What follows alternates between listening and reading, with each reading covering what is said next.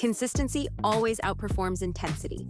A lot of people believe they only need massage when something really hurts. But the truth is, one aggressive massage every few months usually does far less for your body than moderate, consistent sessions. Your body actually responds best when massage becomes part of your routine. When sessions are consistent, something interesting happens. Your muscles stay more mobile. Compensatory movement patterns are less likely to develop. Circulation improves, which helps reduce chronic inflammation. And many clients notice something else too. They sleep better, their stress levels stay lower, and their body simply feels more balanced throughout the week. So instead of thinking about massage as something you only do when your body breaks down, start thinking of it as maintenance for your health and performance. Massage works best when it supports the body consistently, not just when you're trying to repair damage.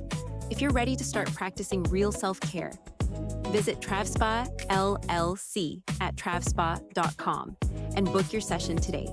Your body will thank you for it. Stay consistent, stay strong, and keep your body performance ready. To stay in